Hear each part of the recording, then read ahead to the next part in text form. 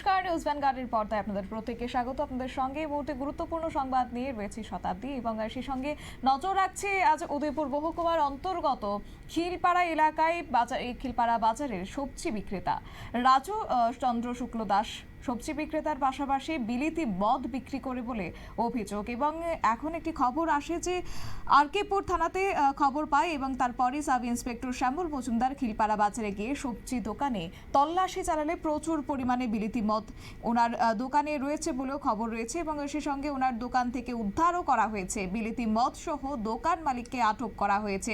রাজু চন্দ্র শুক্ল দাস নামে সেই সবজি বিক্রেতা এবং গোটা বিষয়কে কেন্দ্র করে কি রয়েছে পুলিশের পক্ষ থেকে বক্তব্য শুনুন। আজকে আমাদের কাছে একটা খবর আসে যে খিলপাড়া বাজারে রাজু চন্দ্র শুক্ল দাস সবজি ব্যবসায়ী এবং তার একটি দোকান পিঠে রয়েছে খিলপাড়া বাজারে।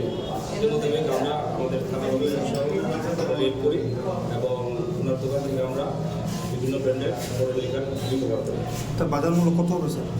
28 ফুট টোটাল স্যার বড় লিকার অ্যাপ্রক্স 7 মালিককে কি উদ্ধার করা হয়েছে যে বিক্রি করে? হ্যাঁ, আমরা রাজু চন্দ্র শুক্ল দাসকে অ্যারেস্ট করি এবং থানাতে নিয়ে এসে কতদিন ধরে এই ধরনের চলছে ব্যবসা করি খিলপাড়া বাজারে? এছাড়া কি আদৌ অন্য জায়গায় আছে এই ধরনের ব্যবসা?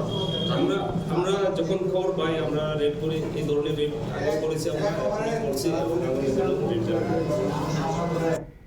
আপনারা শুনলেন পুলিশের বক্তব্য এবং সেই সঙ্গে এই সবজি বিক্রির আড়ালেই রাজু দাস তিনি মদ বিক্রি করে যাচ্ছেন দীর্ঘদিন ধরে, এমনটাই অভিযোগ। এবং সেই খবর কার্যত পুলিশের কানে পৌঁছতেই তারপরে তারা অভিযান চালিয়েছে এবং তারপরে বিপুল পরিমাণ বিলিতি মদ তার কাছ থেকে বাজেয়াপ্ত করা হয়েছে। এই মুহূর্তে রাজু দাসকে পুলিশি হেফাজতে রাখা হয়েছে।